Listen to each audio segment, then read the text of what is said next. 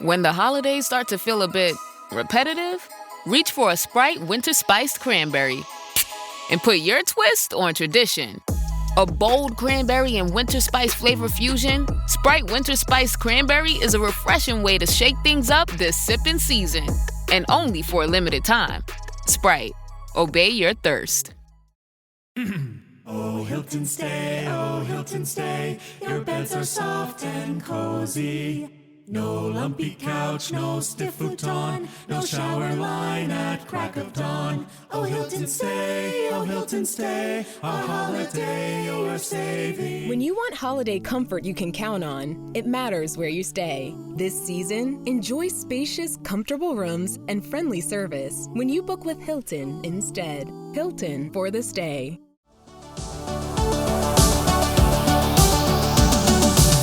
Welcome to the Dr. Raj podcast with Dr. Raj Dasgupta, a show all about educating patients, students, and aspiring doctors about better patient care. Dr. Raj is a quadruple board-certified physician and associate professor at the University of Southern California.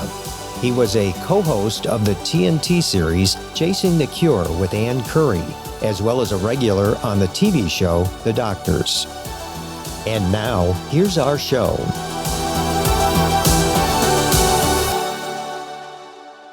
Hi, and welcome to the Dr. Raj podcast. And what is this a podcast of?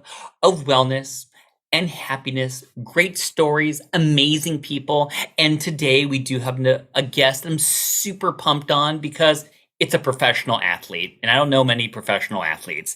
And this one's a football player that's been associated, has 4 Super Bowl championships, which is just pretty awesome in itself. But before I, introduce and everyone's excited, I do have to do my usual routine, which is read the bio. So our guest today is Lionel Vital. He is an inspirational influencer. He is a former NFL executive and that is the number 4-time Super Bowl champion with 35 years of experience. From the Gridiron to the Boardroom, Lionel has excelled at every level.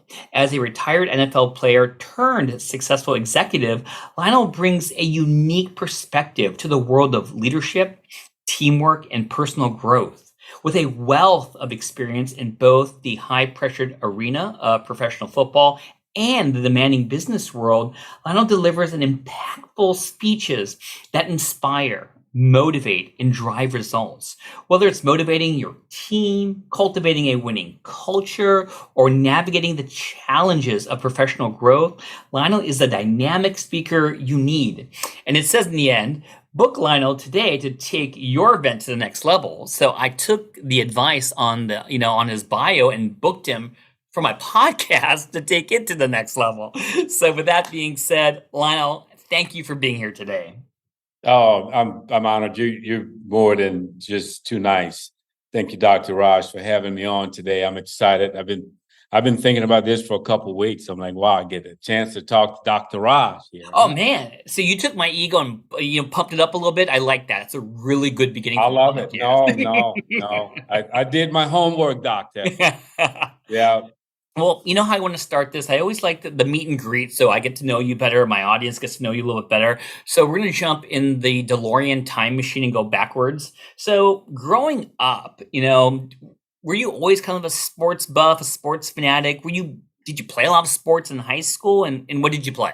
I played football, baseball, my 2 main sports, but I did try basketball. Didn't work out. And I ran a little track. I was too impatient, but I mainly stuck with football and baseball. Okay. So, time comes for you to go to college, and you were a student athlete. So what were your other interests in college besides being a really awesome, football player? I focused on football. I did. I took care of business, and of course, you go there to get an education. So I focused on those things, my education. I focused on football. I focused on being the best I could be as a young man. Mm-hmm. I came from a little small community. I had a lot to learn, and I knew it. And I focused on becoming the best person I could be. Nice. So, I think we're kind of leading the way to football. So, why that? I mean, I kind of love basketball myself personally, but Yeah. I would just get crushed if I played football. So why did you pick that? And let me give you a couple more whys. Like, what is your favorite position in general? I mean, are you more of a touchdown and spike the ball type of guy, or are you more defensive minded? Yeah, Yeah. I was an offensive player. I was a Mhm. running back, and I didn't spike the ball much, but I was kind of old school. I'd score the touchdown and hand the ball to the referee, and get back to the sideline. But I had fun and then enjoyed it. But if I was playing today, I'd do more spiking. And why football? Like, why didn't you go the way of baseball or track? You said, Yeah. or anything else. Yeah. I was a better prospect in baseball, but baseball didn't offer me a full ride. Baseball offered me half scholarships, and football offered me a full ride. Now, in football, I only got one scholarship, but it was a full ride. Coming from my background, and we couldn't afford to, pay the bill for college. So my mom said, "We're going to take that full ride." And we took advantage of it, Doc. I did a little reading about you, and at some point in your career, I read that you played some outfield for the Chicago White Sox, which is baseball. So Yeah. my question to you is: was there a part of you that wanted, if you could, did you want to be kind of like a Bo Jackson, Deion Sanders type two sport type person? No, it was no, it was gonna be one or the other. I don't know. I still today don't know how they tracked me down. And in between my foot going from team to team, I got a call from the White Sox organization saying they had traced me and they knew I played football for a while and they were going to their instructional league. And this is where they bring their top minor leaguers, the guys from the AAA down to single A, and a couple guys from the majors would come down, the young majors guys, and they say, "Hey, we'd like to bring you in there and have you hit the ball and run and just kind of see how if we like it and if you like it." And I did Yeah. it. I was there for 2 months and Wow. had fun, did well, showed myself really well. But I got a call to go back and play football. And again, football was paying me money at the time. Baseball, and I asked them before I left, I said, "How long would it take me to make it? Yeah. And do you guys see me making it to the upper level?" And they said, "You know what? We wouldn't bet against you, but it could take 2.5, 3 years." But football was paying me now. Yeah. And I went back to football. I just said, I can't bank on 2 or 3 more years. I knew what I had in my hand at the time, and that was a chance to play professional football again. Well, it's still pretty awesome. I mean, even to be vaguely associated with two professional sports, I mean, there are, in my opinion, are complete opposites of what football and baseball represents. That's cool. I mean, big time props to you. I love that. I always like to talk about parents. So, football, I could only imagine when I was in junior high, I was playing like flag football. My mom would get worried. How about your parents? Going to do football in college, football professionally, were they always worried about you when they watched you? Believe it or not, my mom was very comfortable with me playing sports and comfortable with me playing football. I had a couple of good mentors, and one of my mentors said, "Hey, you do well." And I got a lot of advice from him on how to navigate through football. No, my mother was really comfortable with me getting a chance to play football. I was fortunate; I didn't have any major injuries. I had a couple hamstring pulls, but nothing major and no major setbacks.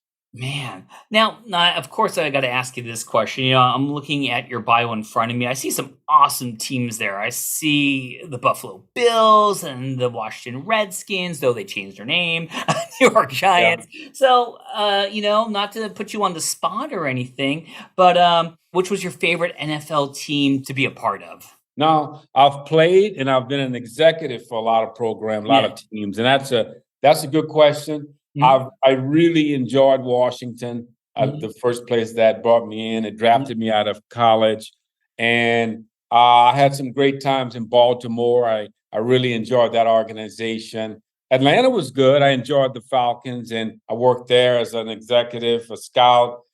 Look, I have nothing against the Cowboys. I spent my last 6 years there, and we had some good times there. Sure. Yeah, all those places I learned a lot. Cleveland, I was there for a bit and first started my scouting career in Cleveland, and that was great too. I learned a little bit about every place. I Oh, was even in New York with the Jets. That was sort of big for me, but I learned a lot about it. all right. So with all those, I'm going to make you pick something because what was your favorite for being on the football side, being a professional football player? What was your favorite memory? Anything jump to mind? My favorite memory was just when I first got drafted and when I first put a uniform on and I went out to the practice field and it was like, wow, this is pretty cool. And then you see other players that you read about growing up, they're on Totally. the field. And that was cool. And then you're in the meeting rooms with these guys. So maybe I was too much of a fan because I ended up not playing at the highest level for too long, but I really enjoyed that opportunity. It was really surreal. And so what is it really harder to be? Is it harder to be the administrator executive or is it harder to actually play the game? What do you No, you think? could almost get a monkey to come out and be an executive. I mean, you just got to learn a trade, and it's something that's an acquired thing you can learn. The numbers that works against you as a player, it's so hard to make it. That's why only a few people in the world get a chance to play these games. It doesn't matter the sport, but football, I mean, to go through the grueling practices, then you have to have the skills to play, and then you got to be able to sustain. It's tough. I mean, if you work hard enough, you could overcome anything as an executive. You could make it there. You could be just a regular civilian, and you could be an executive. You just got to work at it. It's really not even comparable. I love your honesty answer. That's awesome. Yeah. So, with that being said, we're going to kind of jump to the now. So, let me start off with what is your role now? What are you doing now? What am I doing now? Yeah. So I like to say that I'm doing a lot of different things. Okay. I'm really into leading and supporting kids and youth, and from high schools to college. I'm mentoring. I do a draft prep, like athletes that are coming up for the draft. I'll work with those guys on how to prepare themselves to talk to general managers, how to talk to head coaches. I do motivational speaking. I inspire teams. I try to teach teams, college teams, how to get to the next level, their players. Everybody wants to play in the NFL. Everybody wants to make it in life and get to the next level. I not only talk about how to make it in sports, I talk about how to make it in life, the little tips and the little nuggets on how to get to the next level. That's my mission now, to help people and help individuals, men and women, because I get female calls too, on how to get yourself to the next level. I'm passionate about that, giving those things away.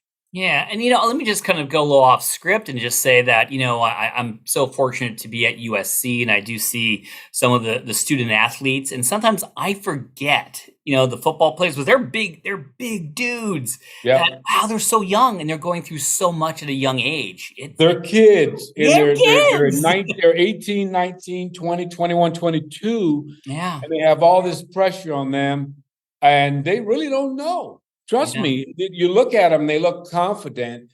Trust me, inside their heads, they are swimming. I'm They sure. don't know because it's so much to discern, so much to weed through, and it's a process, and everybody's coming at them. But I take my hat off for these guys. They work at it, and they learn how to become consistent and to have the courage to do it. Well said. And I think this kind of will lead into the question I wanted to talk to you about. Once again, I did my homework. I'm reading about you. One of your favorite topics is burnout. And I just wanted to say, in your opinion, you know what I mean? How does it happen to an individual? And what is your passion about talking about burnout and give some general advice. It doesn't always have to be to a student athlete. To even me, what advice would you give? Yeah, burnout happens in every endeavor. Burnout is just you not listening to your body. Okay, you saying, "Oh, I could do this," instead of cutting back. Now, burnout is when you just fall out. You're out. You can't go anymore. You just not. There's a difference between being fatigued and tired. Burnout is when the lights are going out. Okay. So, and when you burn out, you could be out for it's indefinite. I mean, now it becomes a problem with your head, with your mind. Can you regain your consciousness? It's a bad situation when you get to burnout. I think in burnout, you've got the way to work against burnout is to seek advice, workouts, nutrition, talking to professionals. A lot of doctors, from my research, says they think they have it figured out. No, they need help too. Okay, you need advice on how to protect yourself, how to take care of your mind. This is a really, really dangerous situation, this burnout thing. And you got to seek professional help. But we've had burnouts in my world, in the coaching profession, in the scouting profession, working the 16-hour days, 14-hour days, get up in the morning at 5:30. You're up at night in the mornings, writing reports at 1 a.m, and you have to get up back again at 5:30. Enough. I mean, there's enough. The body can only take so much, but burnouts are prevalent. They're out there. They're prevalent. They're out there. So we got to guard against burnouts. Does it ever feel like you're a marketing professional just speaking into the void? But with LinkedIn ads, you can know you're reaching the right decision makers, a network of 130 million of them, in fact. You can even target buyers by job title, industry, company, seniority, skills, and did I say job title? See how you can avoid the void and reach the right buyers with LinkedIn ads. Spend $250 on your first campaign and get a free $250 credit for the next one. Get started at linkedin.com/campaign. Terms and conditions apply. Thursday Night Football is on, and it's only on Prime Video. Brilliant, just brilliant. This week, the West Coast action heats up when the Rams meet the Seahawks in a huge divisional showdown. Coverage begins at 7 p.m. Eastern with football's best party, TNF Tonight, presented by Verizon. And don't miss the Broncos and Chiefs on Christmas night. It's Thursday Night Football, only on Prime Video. Not a Prime member? Not a problem. Simply sign up for a 30-day free trial. Restrictions apply. See Amazon.com/Amazon Prime for details. So let me ask you this. So in the job setting, whatever job we're talking about, you gave the examples of some of the coaches and whatnot, or even doctors. When they're going through burnout, can you salvage the problem? Can you stay with the job that you're doing? Or does burnout frequently lead to a change in your profession? What do you think? No, I think you can, again, it's you managing yourself. A lot of it has to do with ego. Hey, I'll be fine. I worked 15 hours yesterday. I'll be back in the morning. I'm fine, guys. The profession will go on. Whether you out there or you're the one doing the operation or doing the work, the profession will go on. So take care of yourself first. But I think we got to get over the ego thing. Yeah. Oh, I worked X amount of hours this week. Oh, well, great. But you're hurting yourself. And the scary thing is you're putting the patient at risk. It's almost like driving a car too long and your eyes and your mind gets just blurred and you just locked, you just like a deer in a headlight. Yeah. Any wrong turn, guess what? You're running off the road or someone's running into you because you're not quick to react. So it's selfish. I think these burnout situations are selfish. It's an ego-driven thing. And, I think it should be something that's mandated that, hey, after 12 hours, you're out. Yeah. You just got to get out. And you're not the only one that can drive that task. Okay. But we think that this is my situation. I got it myself, but you're putting yourself at risk. And not only that, to add to that, when you go home as a burnout doctor or burnout coach or professional person, your family has to deal with you. course. Yeah. Okay. Now you're not the same person for your kids, your wife, or your husband. You're just burnt out. And Yeah. the next day, it's an extension from that day that you just went through because you only slept maybe 3 hours. You're up again and you're burning out more. I think burnout is just selfish. You just gotta put your hand in the air, and it's okay to do that. And I want to talk about another topic that, I really admire that you like to speak about. And that's talking about like self-esteem. That was also a big part of your messages to others. And so why self-esteem and what can people do to raise their self-esteem? What do you think? Self-esteem. And look, if self-esteem can galvanize not only you, it galvanizes everybody that deals with you. Okay, when you're around a person with self-esteem, you can learn a lot. I mean, they have energy, their head is up in the air, their shoulders are square, they're not slumping and their attitude is good. Self-esteem is everything. Now, how do you get self-esteem? How? You get self-esteem by setting goals, setting little goals, and accomplishing those goals and believing that you can do it. Okay, so you set things, you set goals, and you go for them. You go for them, and you accomplish them. As you accomplish these goals, you start feeling that I can do this. I can do this. Well, if you fail at some of this, then you start thinking the other way. Well, can I do it? Am I qualified to do it? So set goals that you can accomplish. Get it. Be true to yourself. Be dependable about reaching these goals. And then you get to the next, and you keep walking up the ladder with your goals. That's how you build self-esteem, by having success. It's just what you hear. It's self-esteem, you feeling good about self. And how do you feel good about self? By accomplishing. By making things happen the way you thought they would happen. So you actually have people that come to you, and I'm sure you had people that are in really just tough places for a variety of reasons.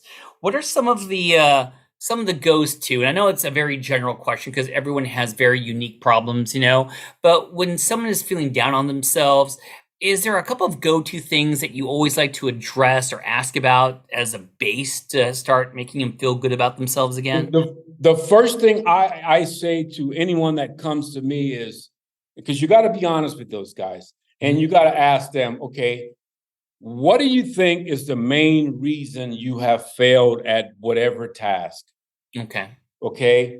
And then you ask about that and you write it down. And then you say, okay, tell me about something that you've been successful at and why you were successful.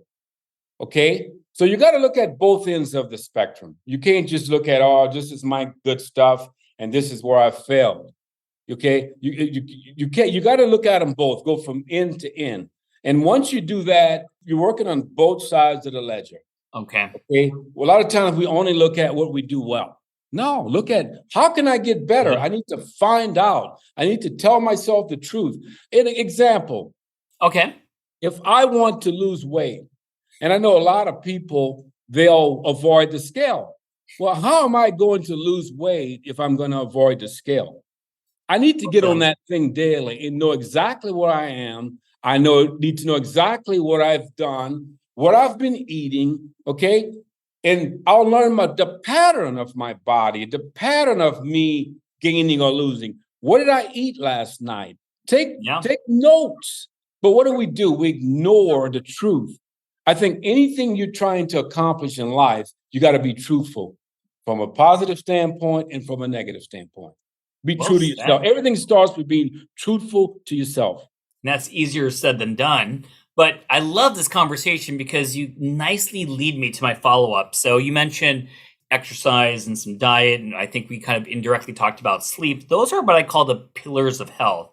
And I know you do a lot with the community. So my question to you is going to be, so what community efforts do you support in regards to these pillars of health? I mean, are you a big advocate of the dieting, getting better sleep? Yeah, what is your message out there? Sure. I'm a big guy on big proponent of rest, being consistent with getting up in the morning and getting a walk or getting a quick little run in, going into the gym, eating right, just taking care of your body, being consistent with what you put in, just those basic things.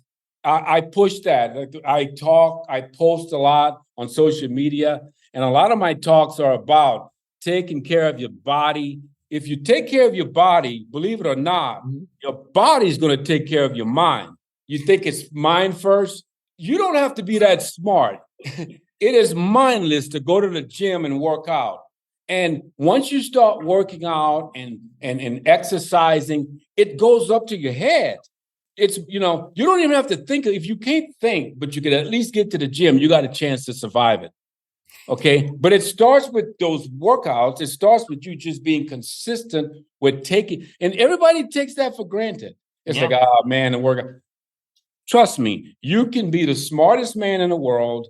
You can have everything going for you. If you don't have yourself together from a physical standpoint, you're struggling. You're dying inside.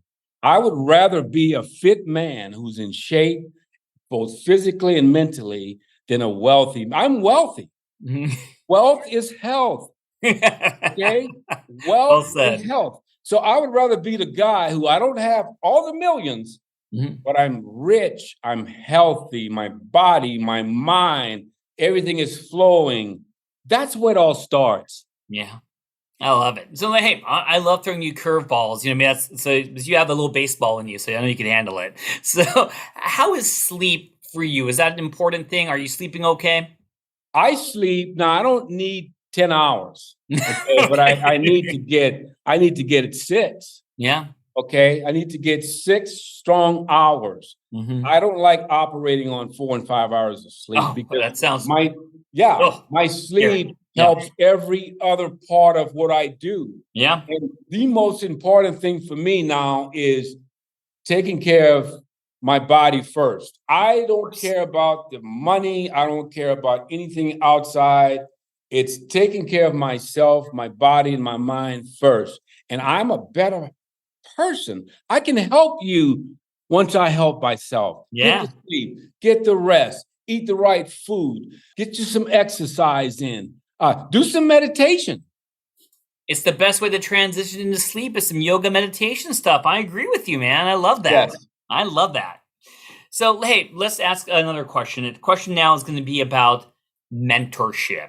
Do you mentor people in general? And how important is it finding a good mentor in life? I think mentorship opens up all the doors for you. If you got a good mentor. Now, listen, if you got a mom and a dad, a strong home life, you have mentorship. Okay. And if you're willing to open up with your mom and your dad, a lot of kids will open up to outsiders before they open up to a family member. Interesting. So sometimes you need to go outside and get a true mentor. When I was 14 years old, I ran into my mentor, my freshman year in high school. Okay. And I got mentored every day for about 3 to 4 hours. And we talked about everything. You name it, we talked about it. Life, education, women, men, race, politics, you name it. A mentor will cover everything there is in life. They're going to walk life through you and you'll be able to see it. They're going to walk you through life in your head. Okay. So when those things happen years down the road, you've walked there before.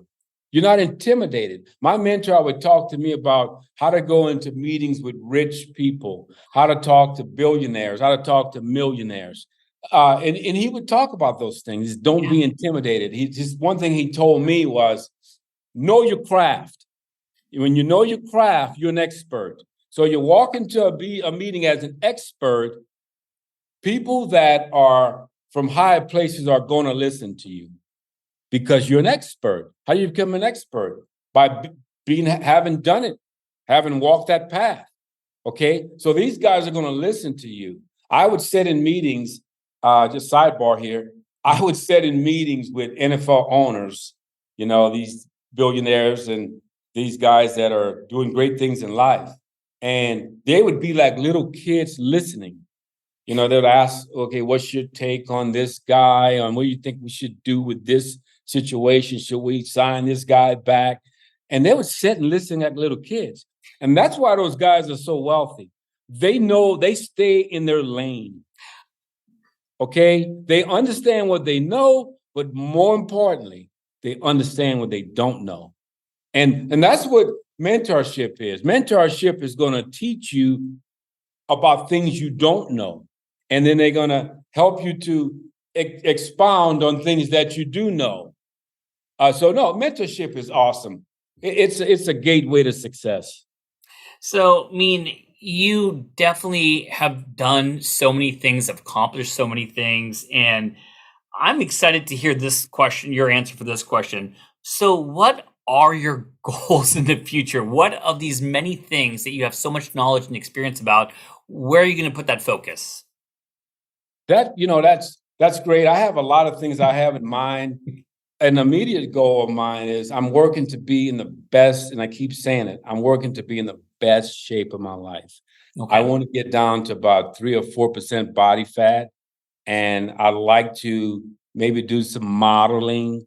I know it sounds crazy, but I think outside the box. I mean, that's me. I love the modeling thing. Yeah. I want to be in the best shape. I've got everything I need. I've worked, in a profession for a long time. I have helped a lot of people, and I'm always going to be passionate about helping people that want to help themselves, whether it's a young family, whether it's a young man or lady, someone who has aspirations to get to the next level. Those are my things. I just want to help. Okay. And like working with the medical people, Yeah. talking about burnout. I've walked through burnout. I've seen burnout. Those are the kind of things that excite me. I like doing things, Dr. Raj, that doesn't seem to fit who I am. I like Okay. working outside the box. I talk all the time online. I talk on social media. You very rarely hear me talk about football. Most of my topics are about I don't know where I'm going to go from day to day. Okay. I have things written down, man, just a catalog of things from day to day. I don't know what I'm going to talk about. It could be football is probably the last thing I'm going to talk about. And that's the thing I'm the most expert about. But I just love talking about different topics. Well, I'll say this much is that I think that what makes you very special, amongst other things, is that, hey, it's easy to go back to our comfort zone and, hey, let's talk about football the whole podcast. But, getting to know you, it's the first thing was he doesn't want to talk about football. And I love that about you. So, hey, I'm sure many of my listeners will love to actually see your smiling face. I think you're just a cool dude. Where can people learn more about you? And if they do want to actually get you doing a little spiel for their conference or whatever it is, how can they get a hold of you and find more information about you? Before we get on that, we're in the process of doing a book. I have my first book that I'm working on. So Ooh. I look for that to be out by, I want to say, next summer. So that's something that I'm dive in. What is the book about? Are you going to give me a teaser, or is it top secret? No, the book is a book of quotes. A lot of quotes that I've put out there, and I'll expound on my quotes. So that's major. My first book. I'll start there. Okay. If you want to reach me, you can if you just hit my name and Lionel Vital, and everything's going to spit out. You're going to get my email. You're going to get my number. I have a phone number out there. Oh, cool. You can get me on Instagram. You could get my website. Anything with Lionel Vital, you can locate me. You can get me at lvitaljr1981@gmail.com. If you just hit my name and you want to find me, I'm pretty easy to find. And you know what? We're going to help out. So we always have show notes. And you know what? We're going to put all that info in our show notes so they can click on it and just find you. And you're right, dude. I just put your name in there, and I saw a person that looks like me with this awesome haircut. So I love it. There you go. There you go. One more thing I'll say. I talked Fire away, man. Tell me. And then I'll let you go. I know you're going to. I got a clothesline coming out around next summer. Okay. Just athletic wear. Okay. Athletic wear. Stuff you wear to the gym. Shirts and shorts and little bags. baseball caps, hoodies.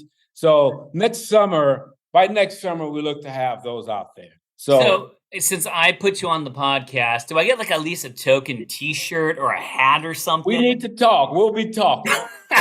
It's safe to say, Dr. Raj, you never have to worry about gear. Okay, it's safe to say. So you are an awesome book writer and clothing designer, motivational speaker. So many things I learned about you during the podcast. And I think the most important thing is you really are just a nice person to talk to. And you really have a beautiful smile and you're a good person. And thank you for being on the podcast today. Yeah, thanks for having me. It's a blessing to be here with you. And I don't want this to be the last time. We'll look to do it again before next summer, before all that stuff come out. Yeah, no, 100%. Book and the closing line and all that. 100%. So everyone out there, hey, thank you for tuning in to the Dr. Raj podcast this time. I hope you had a blast. I did. And I'll see everyone out there for the next podcast in a couple of weeks. Thanks for listening. This has been a production of Ars Longa Media. Our producers are Madison Linden and Chris Brightigan. Our executive producer is Dr. Patrick Beeman. This podcast is for educational purposes only and not intended for medical advice. Ars Longa, Vita Brevis.